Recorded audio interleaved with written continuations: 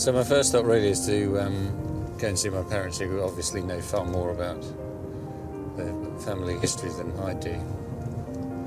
They're very good at keeping kind of photos and records. My mother's father was called Godfrey. I remember him teaching me to catch. I remember playing with him in the garden, but I can't actually remember having any proper conversations. My father's father, his first name was Hubert. His second name was Ronald, so he was always known as Ron. Just a very lovely, very sort of gentle man. As far as I'm aware, he never talked about the war, but nor did my mum's dad, really. I've always assumed it was just one of those things that you just, in that generation, you just simply didn't talk about. Hello, Pete. Great to see you. Come on in. Where are we going? In there. In here. That's a photograph of my father, Godfrey. Oh, that's okay. When he was in the army in the First So World how War. old was he then? Well, I should think that he's about 19, perhaps, or 20. He was in France throughout the war. Presumably he would have gone through some of the more horrible... I think he did. Whatever it was, marked him dreadfully in a sort of subterranean way. Yes. So that when he became really old and not very well, I mean, he became confused and so on, he thought that he was reliving many of those war experiences. And it was horrific, really. And is there any way of finding out what he did do? I mean, who would know? He talked to my sister, Margaret, quite a lot, I think, when she was grown up and I had left home. And she might be able to tell you quite a bit more about his experiences, I think. And this is Grandad? That's my father, yes. Your other grandfather. He was born in 1899. Near Sheffield, yeah? Yes, the village called Wales, which is actually near Sheffield, yes. Do you know what he did in there? No, I mean, we build up a picture from the photos that we've got, but he never talked about it at all. His war experience was really quite short because he, I think he'd only been in France for a few days when he got wounded. And I remember, I mean, huge scars down the whole of his side, which, of course, were there forever, where he'd taken shrapnel on board. That's your granddad as well, and about before that. Yes, that's right. He'd been a grammar school boy, so he was naturally looked on as someone who might make an officer. He got his officer training at Cambridge before he went over to France. And this photograph here, as you'll see, we'll both recognise that. That's on the river at, I'm assuming on the Cam at Cambridge. Mm-hmm. Yes, he's number 5. That's him. And do you know anything about this sort of period at Cambridge officer training? I don't know what he was doing now, and I don't know how long he was there either. We've got a photograph here of his mother and his father. Edie was a... You look quite like her, in fact.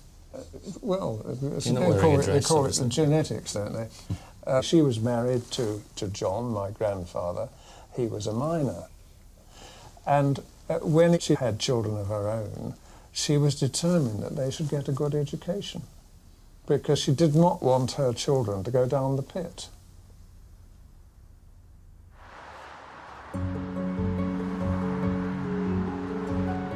It's remarkable, really, that he was the son of a miner, and yet, when the First World War was on, he was an officer. But before that, it was the fact that he went to a grammar school. I imagine in a pit village south of Sheffield, that was very unusual. I guess I need to start in South Yorkshire.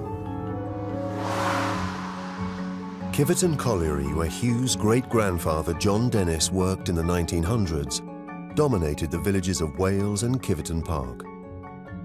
At its height, it employed over 1,000 people. It was finally closed in 1994, and the buildings were demolished. Hugh is meeting Eric Chambers of the Kiveton Park and Wales History Society. Eric. Very pleased to meet you. Nice to meet you. So what have you found out? Well, just take a look at this. And this is what? This is the census from 1901 for Wales and Kiveton Park. Okay, and so that's John Dennis. So that he is my great-grandfather? Great-grandfather, yes. Because his wife, Edith, is here. And they have two sons, and this son here, Hubert R. R standing for Ronald, is my grandfather. So John Dennis he was 29. Correct, in yes. 1901, and he was male, which is good and a relief. It really is, yes. And he was what does that say? So that's a hewer. Hewer. So coal miner hewer, which was what? He actually worked on the coal face with a pick and shovel, actually cutting coal, and he would work an 8-hour shift on the coal face, and he would be expected to mine about 17 tonnes altogether in one shift. To actually do that, to mine 17 tonnes of coal in any conditions, but to actually do it under those circumstances was it's not a job for the claustrophobic, is it? No, it isn't, no. Wow. Coal hewers in collieries like Kiveton worked in treacherous conditions. Almost every miner could expect to suffer an injury or experience a roof fall over the course of his career. And deaths underground were frequent occurrences. Lung disease caused by coal dust was common, and there was little welfare and no pensions for those unable to work. But in villages like Kiveton Park and Wales, there were few other opportunities for employment. And would all these men, I mean, all these families would have worked down the pit, would they? Or well, was it if still you have a look, okay. This is another part of the census which give you an idea of the occupations. So this family, the Turners, the head of the family is a hewer, and then a pony driver in the pit, and a pony driver in the pit, and a colliery engine driver, coal mine plate layer, pony driver coal mine, Frank Robinson, 16, pony driver. So you start quite young, don't you? So he's 15 and 14. It tends to be a job that they started them off on. And how young could you be? In 1901, 14 was about the age.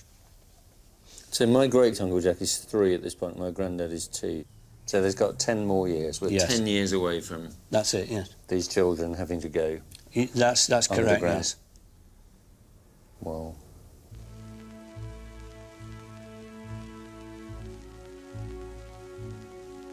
in 1901, over 60,000 boys under the age of 16 worked in British coal mines. Nearly 9,000 of them in Yorkshire. And that year in the United Kingdom, 66 boys were killed in mining accidents.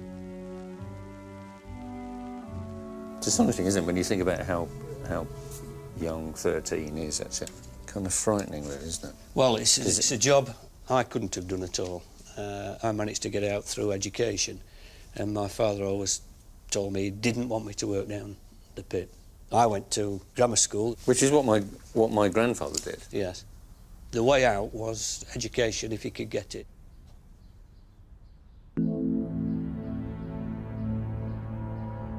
I think coming here, you get a real sense of why my great-grandparents were determined that their children wouldn't go down the pit. You know, childhood, in very simple terms, childhood ended really early. It was by no means inevitable that he was going to go to grammar school, and in fact it was much more likely, I guess, that he would have gone down the pit at 14.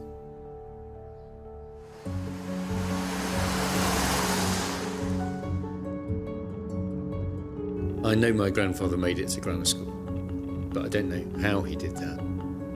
That's as much as I know, so I need to find out about that. Hugh has come to Wales Primary School to meet social historian Professor Keith Laybourne. I mentioned there'll be something you might be interested in. Yeah? This is the honours board of the school. It's taken from the old school put in here. Yeah. Is there anything that attracts your attention there? 1910. Dennis Ronald is my grandfather.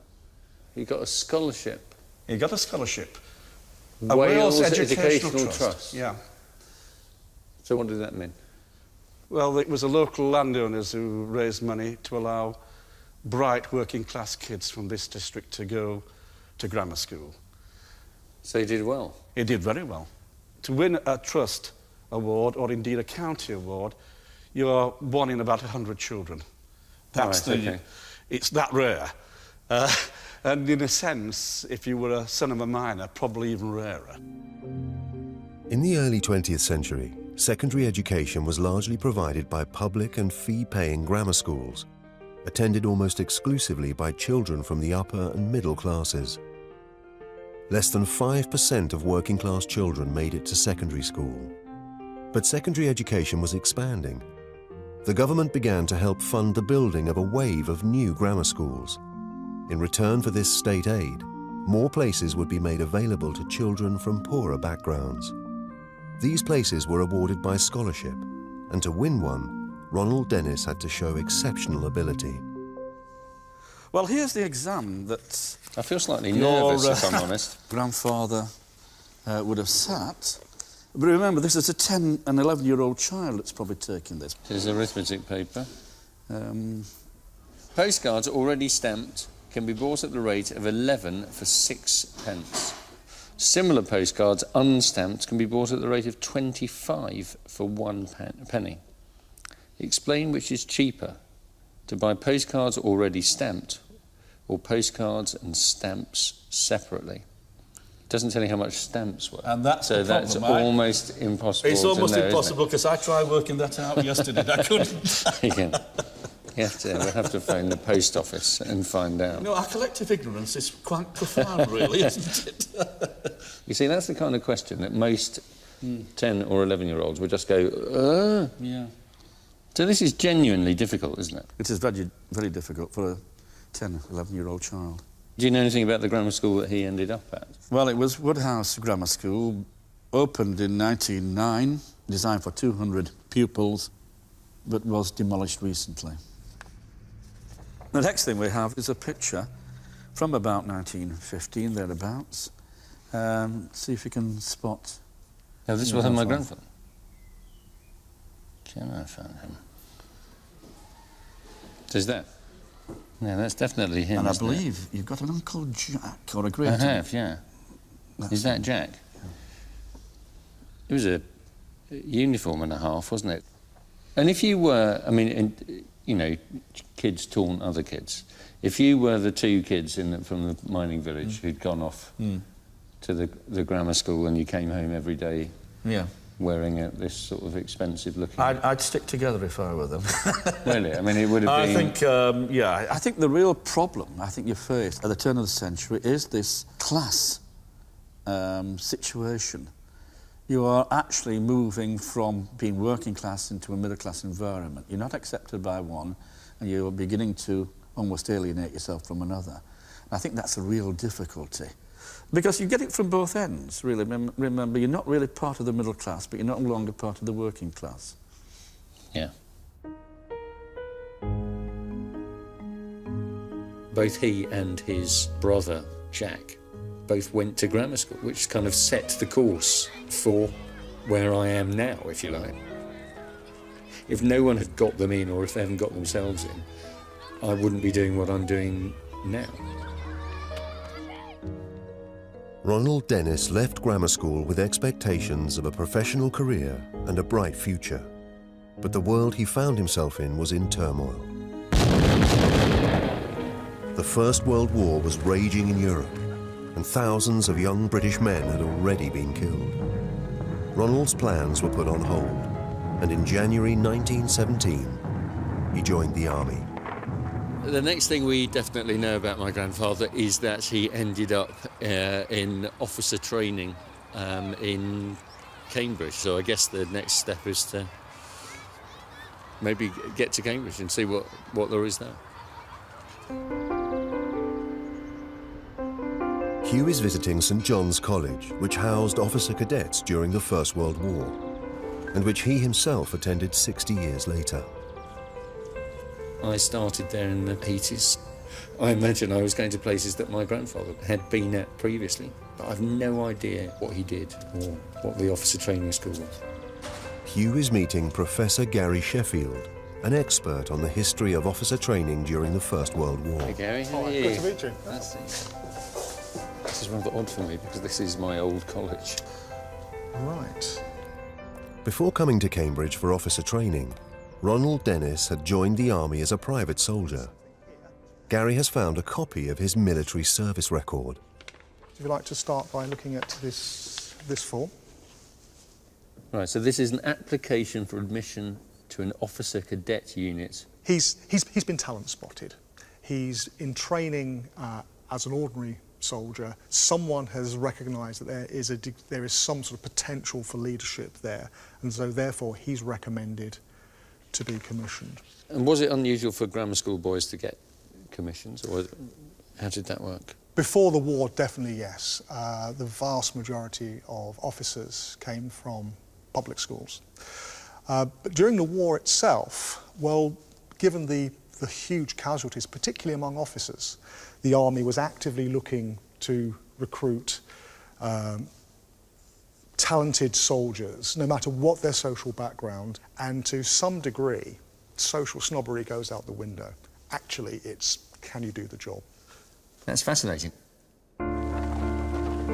The First World War had taken a huge toll on the officer class. During the worst periods of the war, the average life expectancy of a junior officer on the Western Front was just 6 weeks. Many of these public school boys who would have been undergraduates were now fighting and dying on the front. Meanwhile, back in Cambridge, whole colleges had been commandeered by the army to train a new generation of officers from very different social backgrounds. Now, what's happening there? This is target practice. That's right. There's a really nice photo there. So this is bayoneting bags of something, sandbags. This is bayonet training. This is the sort of obvious military tactics training. What a weird sort of conflict of worlds, almost, isn't it? Because this is the real kind of centre of learning, isn't it? And kind of intellectual learning. Then on the grass at the back, people are bayoneting sandbags. There's a very interesting photo here I'd like to have a look at. Oh, so this is the kind of formal medieval dining hall, and this is all the officer cadets being kind of served, I guess, isn't it? Yeah. Wow. The army had a strong belief that soldiers would only follow gentlemen, and gentlemen had an ethos which fitted them out to be leaders. Officer training is not just about tactics. It's not just about learning to be an officer in the technical sense. It's about learning to be a gentleman if you're not born or educated as one. So on some occasions, you would actually have instructors sitting on the same table as them, checking their table manners. They're learning all that stuff about, do you lean to the left or the right when the wine and comes the way to pass the port and all the rest of it, yeah. So it was a proper training course in moving up a social class, wasn't it? It absolutely was. And of course, if you think about, Ronald would have done this or something very similar to this. Coming from his background, suddenly he's in a medieval hall, high table off to one side, being served dinner. A new experience. Great, so, yeah. Been talking about this idea of creating gentlemen. There's an interesting little poem written here called A Perfect Course. Perhaps if you'd like to have a look at the last verse. It's 1 star now and a Sam Brown belt, and a temporary gentleman too. So remember, my boy, whenever you go, the varsity you've been through. Wow. For me, this really captures what it's about. I mean, a temporary gentleman. This is actually a dreadfully snobbish term that was bandied around at the beginning of the war.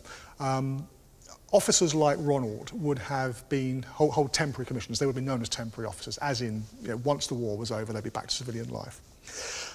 But the assumption was, and it's a very snobbish assumption, that these people would only have the manners and the bearing of an officer, of a gentleman, for the period the war's going on. So it must have been very difficult, I guess. Your father is literally on the coalface, and then you're brought to these ridiculously plush, really, isn't it? surroundings in Cambridge. So how long would he have been here then? Just 6 months? 6 months. It was a 6 months course, and at the end of it he would have gone off to join his unit. Between periods of military training, the cadets in Cambridge were encouraged to take part in all the traditional activities of student life, playing sports, punting on the river, and rowing.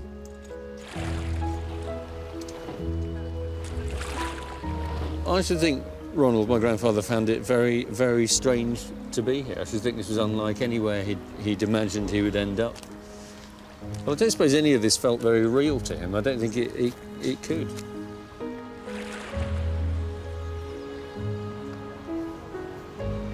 I think it's probably taken from about here. There's a pub in this shot called the Fort St George, which is just there. So it's definitely here. So this is obviously the end of his time here because the leaves are on the trees. He started in January and he was only doing 6 months, so you know this is spring or early summer. As the end came to his time here, I think he can only have viewed leaving here with sort of trepidation, really.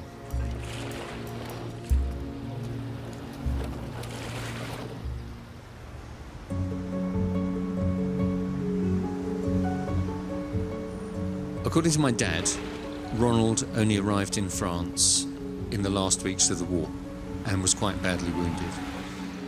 I need to find out what happened to him.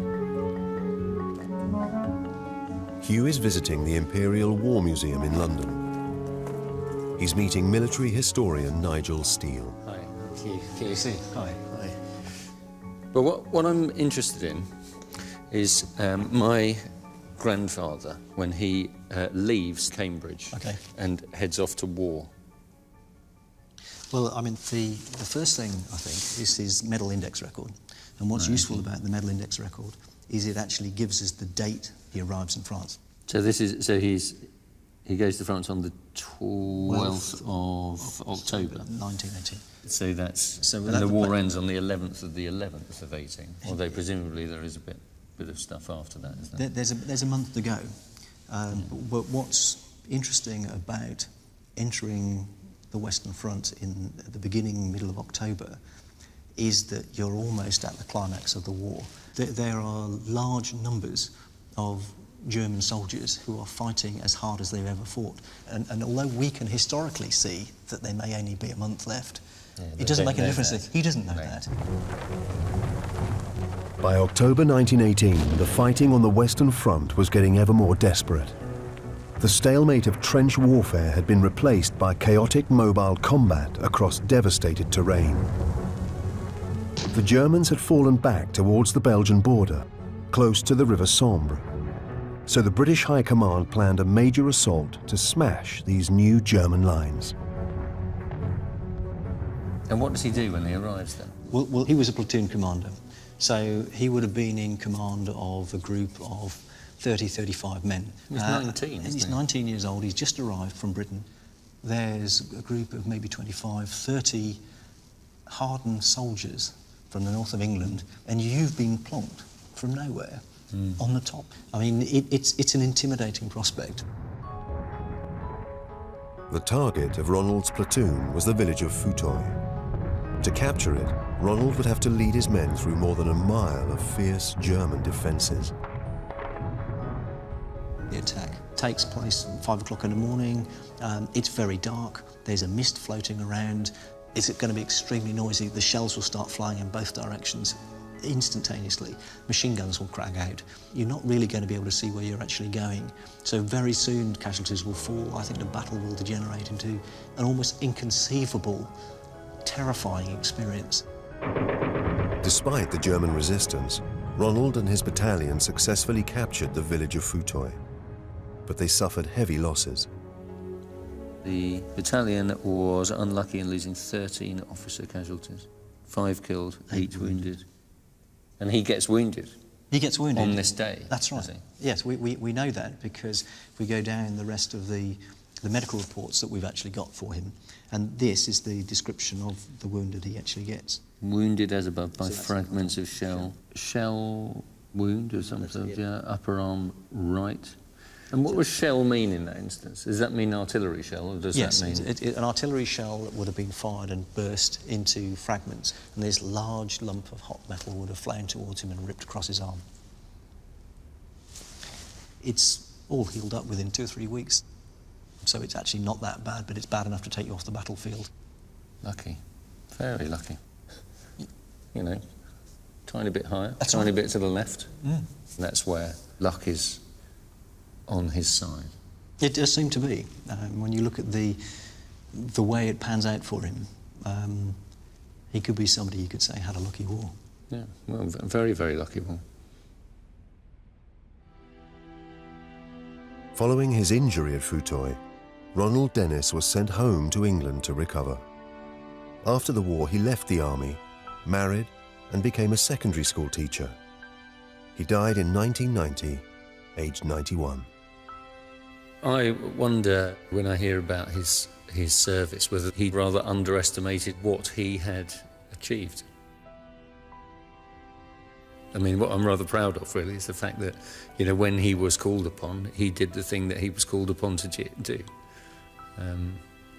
Without my grandfather's journey, I don't suppose my life would be in any sense the same, because his story, it seems to me, is one of social mobility, really, which had only started to become possible at that point. And if none of that had happened, I wouldn't be here, so...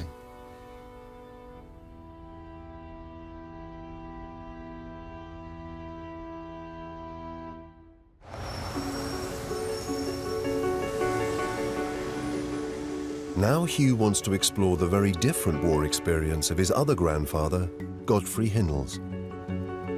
My mum's dad obviously had this very long war. I want to know where he fought and what his story was, really, because I know even less about that, and there's more to know, really. Hugh's Aunt Margaret has come up to London to share her memories of her father. How lovely to see you. Long time. It's a small room you've got here. Extraordinary. So, there we are. Now, Mum said, this is why I'm here, really, that you would know more about your father's kind of war record. Yes, I think possibly I do. Than she does. Yes, I do. We've got photographs here, and this is one that was particularly, I knew so well. It's a family gathering. There's his beloved brother Frank, who just joined up, and there's my father, still in civvies. Frank then went off and got killed at Gallipoli. Well, how old was he then? He was 17. 17, yes. And he was his best friend. And there was my father towards the end of the war, I take it. This is a group of sergeants, isn't it? Yeah, that's right. He was in the war for a long time, wasn't he? So he Yes, he joined up was, both in France and in Belgium. And did he tell you any kind of specifics of his war? I don't know how I know this story. You have to understand that I don't know. But he was on a hill with an enormous amount of British troops, and the Germans surrounded them. And at the end of the battle, there were 9 of them left, 9 British, and the Germans had really won, obviously. And to get out of this hill, from this hill, they had to use the dead bodies of their comrades. I mean, it's so horrendous, isn't it? To build a bridge, because it was very marshy, I think, and, well, that was the only way out, you know, that was... So he had one hell of a war, didn't he? Really? He did. I mean, it was sort of awful, And it must have been awful. so hellish for him. And do you think, I mean, obviously towards, you know, the end of his life, when I knew him, and I remember him as, you know, as a very sort of gentle, friendly, you know, grandfather, wasn't he? Yes, he was lovely. Taught Yes, me he to was. catch and stuff like that. But do you think it it absolutely coloured the rest of his life? I mean, was it the... Inside. Yeah. Inside him. He woke every morning at 6 or just before and got up because he said the thoughts that crowded in were too terrible. And to get away, he'd go into the garden, and he tended our garden so beautifully. And it was his salvation, I think. It's not something you'd really ever get over, is it? No, no, no, no. Just sounds like he had a horrific time, really. One story that Margaret told me about my grandpa being, you know, one of 9 men left after a battle. I didn't know any of that at all. You know, I want to know where that was and what happened. I need to get to the bottom of that, I think.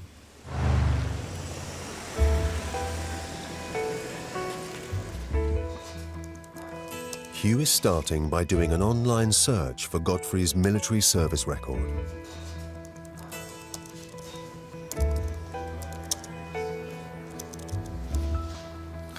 So here he is, Godfrey Parker Hinnells, Bury St Edmunds, age 20 years and 4 months, that's him. Right, so these are the records of his service. So he embarks for France on the 13th of February, it's my birthday, in 1917.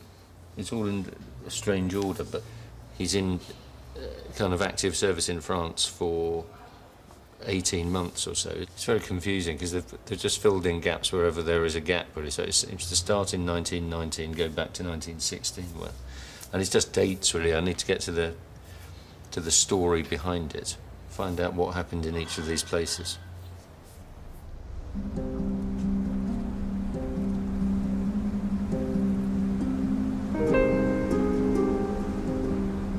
I'm aware that this is a very different kind of journey. He left on the 13th of February 1917, presumably on a troop ship, going out to a very harsh training camp. You know, by contrast, I'm on a nice, warm ferry heading, I hope, for a hotel. It must have been deeply frightening, I think, when you know that the next step is action. You must kind of look back and just think, I wonder if I'll ever get back there again.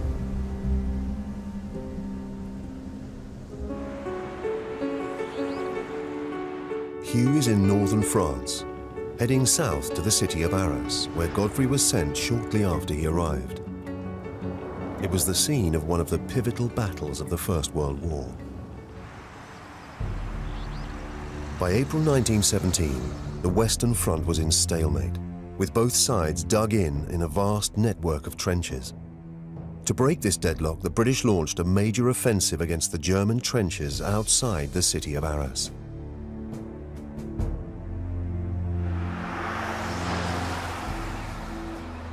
Godfrey had been assigned to the Suffolk Regiment.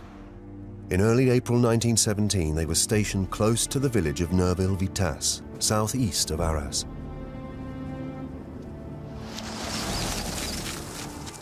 To find out what they were doing there, Hugh has arranged to meet battlefield historian Jeremy Banning at a military cemetery on the outskirts of the village.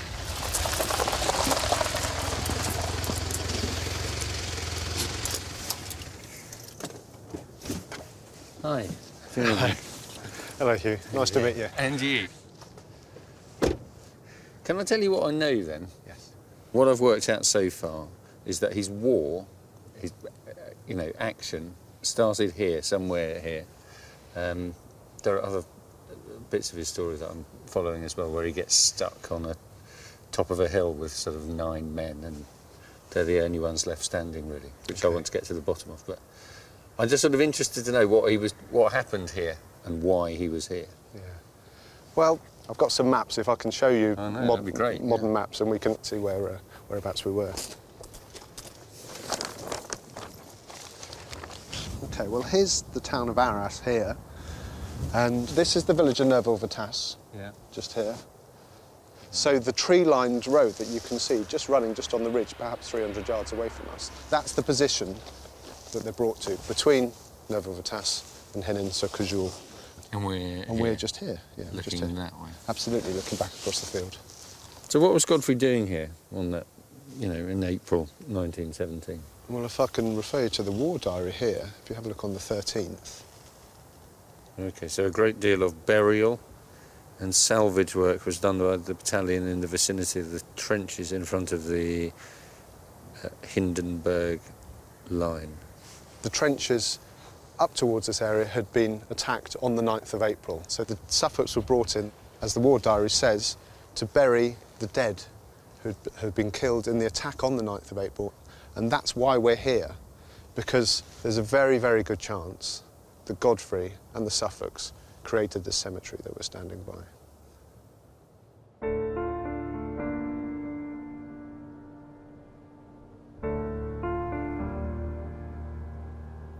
The weather was bitterly cold and it snowed heavily. Wow, so it's snow here. Yeah, the bodies of the men who'd been killed in this attack would have been lying under a blanket of snow.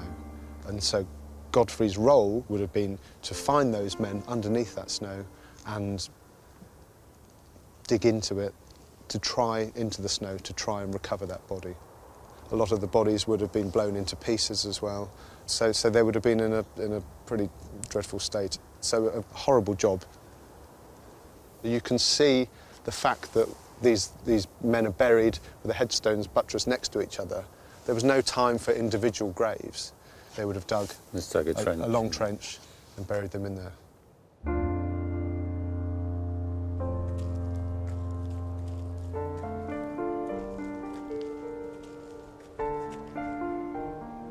You know, for someone who hasn't yet been to war, that must be, you know, it's pretty harrowing stuff, isn't it? You have to, kind of thinking, well, I'm next, aren't you? Unavoidably, I would have thought. It would be a very, very tough introduction to what modern warfare was, really.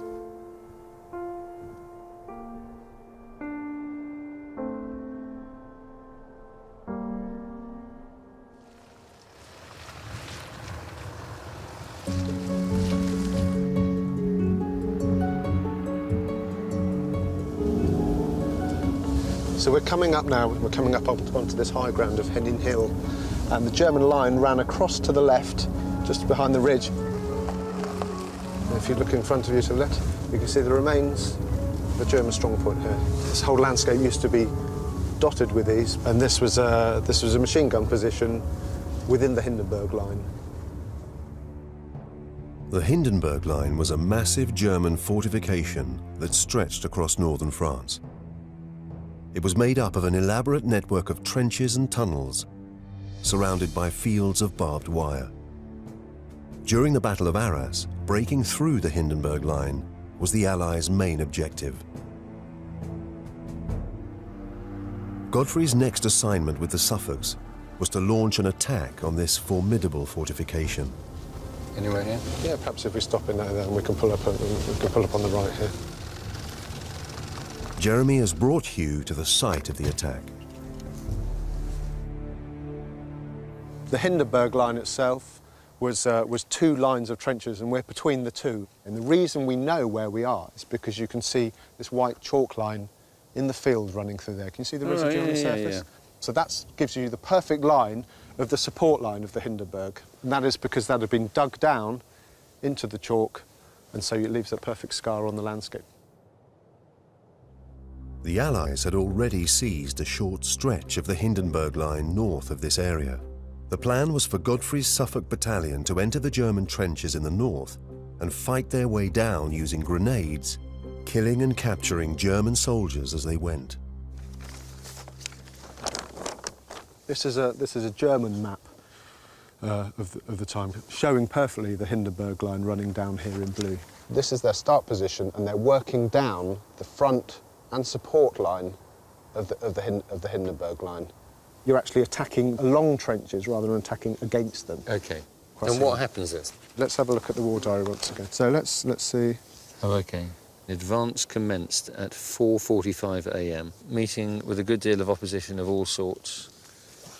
until reaching the second sunken road, which is this. Absolutely, is it? yeah.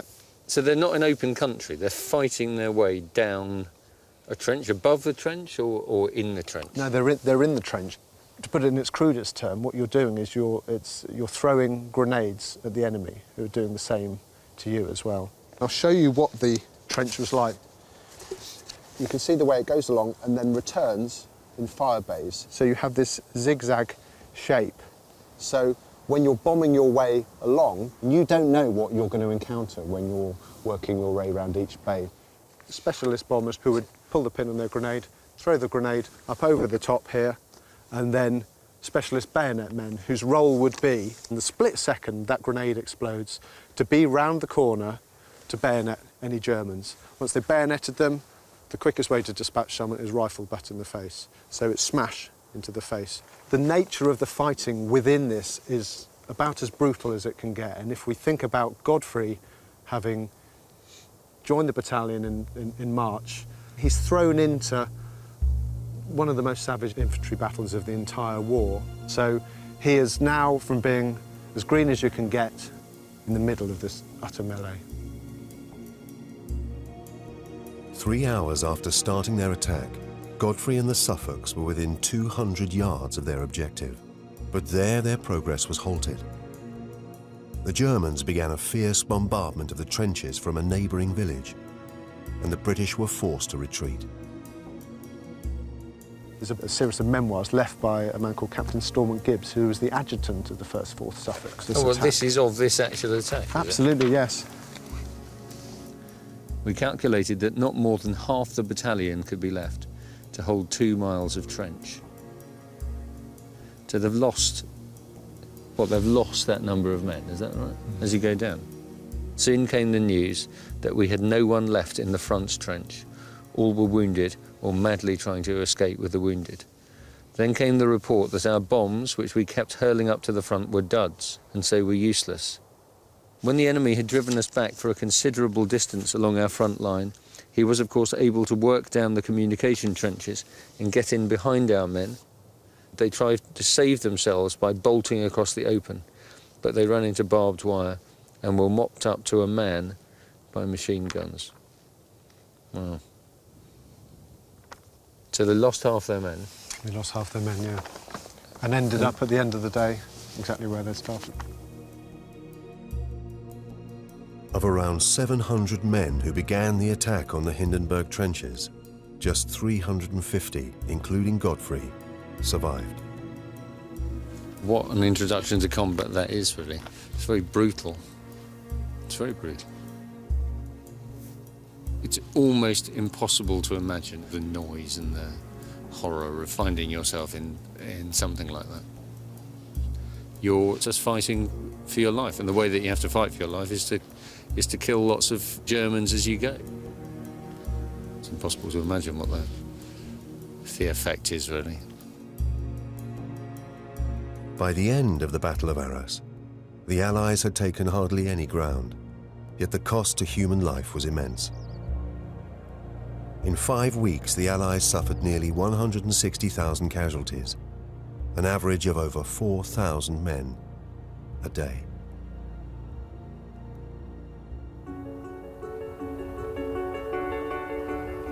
So I hardly dare ask, but what happens to Godfrey after this, then?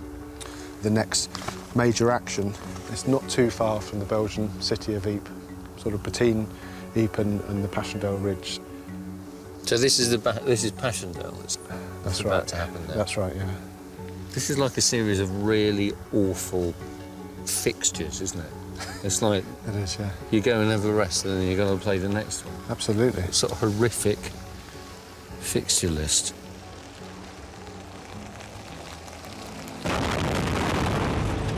In July 1917, the Allies launched an attack on the German lines around the village of Passchendaele, east of the Belgian city of Ypres. Passchendaele would become one of the most brutal and chaotic battles of the war. Within a few months, the countryside had been completely destroyed, and heavy rains had turned the battlefields into a quagmire. Tens of thousands of Allied soldiers were being killed, trying to advance just a few miles into German-held territory. We're coming out of Ypres now, and as we're going up this ridge here, you can see the ground rising in front of us, and that was where the German lines ran up. Running along the top of that ridge, the British on the lower slope. And it was from these positions that the British launched their offensive, the Battle for Passchendaele. Is Passchendaele the other side of the ridge? Passchendaele is away to our left.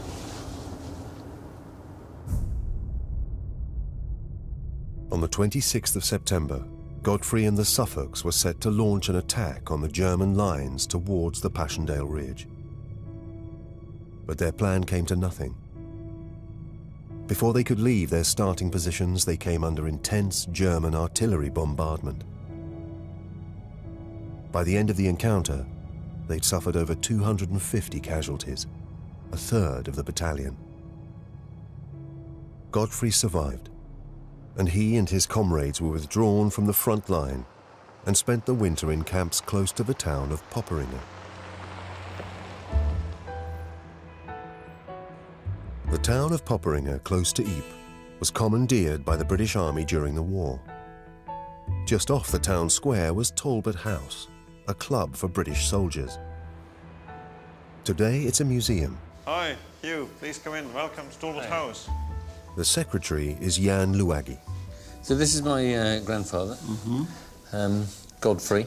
I've got this war diary. Oh, that's really interesting. He was in Toronto camp, which is just off the road here. So it's only about 2 miles from Popperinge. So he would have come to Talbot House, I suppose? Or Well, would have... there's a big chance he would have come. Talbot House was founded by a British Army chaplain, Philip Tubby Clayton. It was unique in offering soldiers the comforts of home in the heart of the battlefield. This is a picture taken in the other room. There was a piano, nice painting on the wall. It also feels terribly British. Oh, yes. The ground floor was just chairs, armchairs, carpets, curtains, you know. It was a sort of a home from home. Then there was also a concert hall, you know, because Talbot House had its own orchestra. It's a really important place in the lives of the soldiers who were Definitely, in the camps wow, around yeah. Ypres. Oh, yeah, yes. Lots of British soldiers were very fond of the garden, you see, because Ypres was a sea of mud. Here there was a garden with green grass, with birds sitting in the treetops. Well, my grandfather was very keen on gardening, see. He kind of treated the garden, when he got back from the war, as his way of... Really? Kind of escaping, really. So. Oh. Well, this was also considered as a sort of a therapy, you know, by the chap who ran the place. He said, if you do gardening, you forget all about the war. Well, maybe that's a lesson my grandfather learnt here. You don't... Yeah, possibly. It could be, couldn't it? Yeah. Tubby Clayton managed to get together a chapel, you know, and again, one of the soldiers who was a good painter, he painted this, you know, what it looked like. But if you want to, we can go and have a look. Is it still here, is it? It's still here, yes. Oh, no, I'd love to do that, yeah. Okay, let's go and have a see it.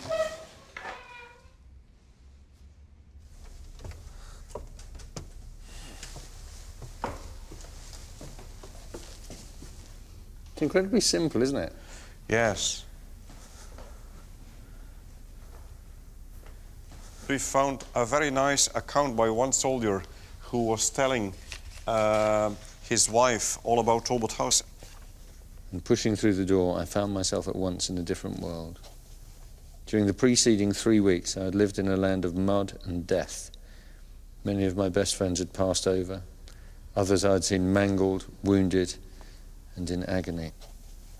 After some hesitation, I climbed a narrow stairway into the upper room, so that's that staircase. I had been to services often enough, both in the army and in those almost forgotten civilian days. Yet in that little upper room, in company with a few dozen other men who had been tried by fire as I had been tried, I found for the first time the courage and satisfaction that men have agreed to call a peace of God which passeth understanding. And I came down the stairs ready and able to face again the dangers and troubles of the morrow.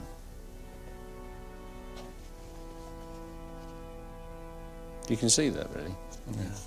Yeah. It brings it It's a all very home, peaceful doesn't place, it? Yeah, isn't it? yeah, very much so.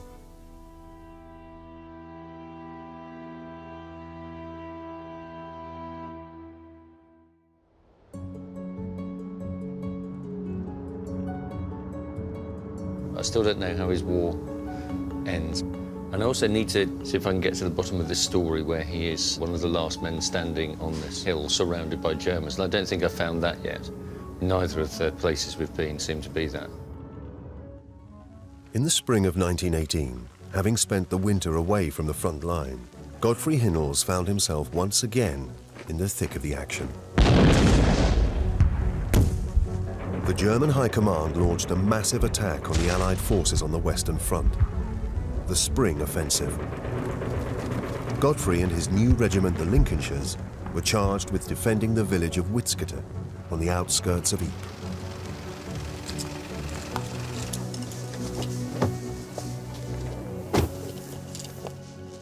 So this is Witzkete. This is the village of Witzkete, that's right. Godfrey's unit were brought in to defend this area. And so the Germans are there, coming Absolutely, yeah, towards coming us. across this way. It was a desperate time. So as Godfrey's sitting here, they're perfectly aware that they're going to be attacked. It's not if they're going to be attacked, it's when they're going to be attacked. Sir Douglas Haig, commanding the British Expeditionary Force, the special order of the day. If you have a look at the date, it's just a few days before Godfrey was here. To all ranks of the British Army in France and Flanders. There is no other course open to us but to fight it out. Every position must be held to the last man. There must be no retirement. With our backs to the wall and believing in the justice of our cause, each one of us must fight on to the end. The safety of our homes and the freedom of mankind alike depend upon the conduct of each one of us at this critical moment. And so this is where Godfrey finds himself, right, So is this right in the far middle of it. No further.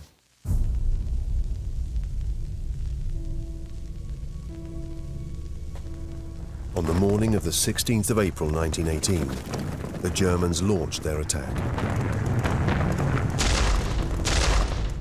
Godfrey and his Lincolnshire battalion, consisting of around 400 men and vastly outnumbered, were directly in their path, holding a section of the Allied front line on the edge of the village of Witzkete. So at 4:30 a.m. on the morning of the 16th, the enemy put down a terrific bombardment on our front line. So that's coming this way, so they're firing.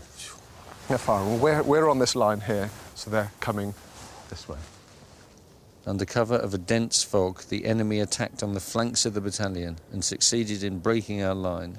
Strong parties of the enemy then wheeled inwards and attacked both flanks of the battalion. So he's facing this way, but now he's got Germans have come that way and that way. The Germans had broken through the British line on both sides of the village, circling back to attack Godfrey's battalion on both flanks. And so owing to the dense fog and bombardment, it's impossible to get a clear idea of the situation. And the companies didn't know they were attacked until the enemy appeared at close quarters. Godfrey and his comrades would have been unable to see the Germans breaking in, so the Germans appearing at you out of the fog, so from probably just a few yards away. So it's terrifying, hand-to-hand fighting. Within hours, Godfrey's battalion had been almost wiped out.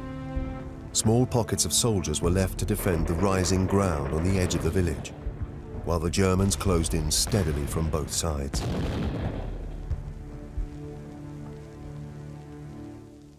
Well, the story was that he, I think, is on the top of a hill with kind of 9 other men and surrounded, and manages then to retreat or escape somehow.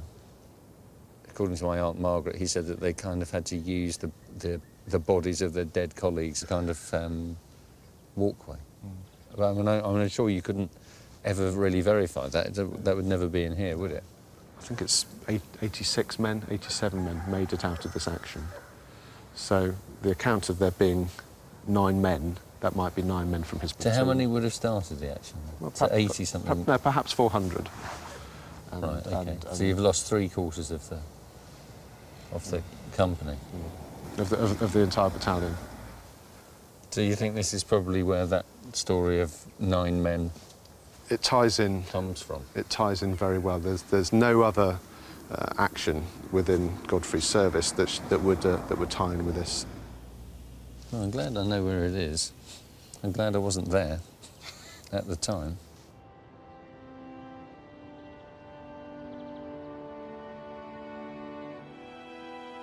The defence of Witskete marked the end of Godfrey's frontline service. After the war, he returned to his hometown of Bury St Edmunds, where he got married and spent the rest of his life. He died in 1974.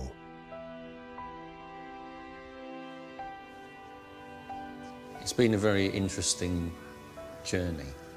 One of the aspects of it which it's really kind of rammed home is that this was a war fought in farmland.